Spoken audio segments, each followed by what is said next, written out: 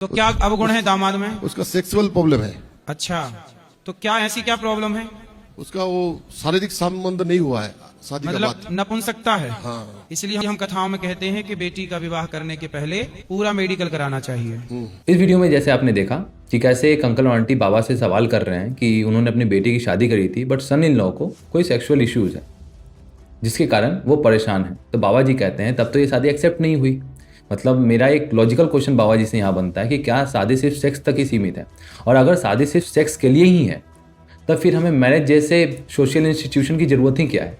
तब तो फिर हमें कहीं भी सेक्स मिल जाएगा, फिर शादी करने की ज़रूरत ही क्या है? जहाँ तक मुझे पता है और जहाँ तक सोसाइटी से मैंने देखा है, जहाँ तक मैंने पढ़ा है कि शादी का बेसिक आइडिया होता है कंपेनियनशिप, एक दूसरे को समझना, एक दूसरे के अप्स एंड डाउन्स में साथ देना, एक दूसरे को सपोर्ट करना, एक दूसरे के साथ रहना। ठीक है, तो वो तो नपुंसक है, तो फिर वो बेटी का विवाह थोड़ी स्वीकार होगा। छोड़ देना ही चाहिए ना। अगर कोई इंसान मेडिकल इशू से जूझ रहा है, जैसे कोई भी हो, मेंटल हेल्थ हो जाए या सेक्सुअल इशू हो जाए, तो उसके लिए हम बाबा के पास जाना चाहिए था या हमें डॉक्टर के पास जाना चाहिए था? आज हमारे पास साइंस में इतने सारे ट्रीटमेंट्स अवेलेबल हैं, चाहे वो किसी भी चीज़ के लिए हो, कैंसर तक का ट्रीटमेंट है हमारे पास। फिर इसके लिए हम बाबा के पास क्यों जा रहे हैं? हमें ये समझने की ज़रूरत है। लेकिन हमारे देश में सेक्सुअल हेल्थ को एक टैबू बना दिया गया, सेक्स और सेक्सुअल हेल्थ को एक टैबू बना दिया गया, मेंटल हेल्थ को भी टैबू बना दिया गया। आप बात नहीं कर सकते इससे, लोग आपका मजाक उड़ाएंगे। इसी रीजन से लोग बाबा के पास पहुंच जाते हैं, बजाय कि उन्हें डॉक्टर के पास जाना चाहिए।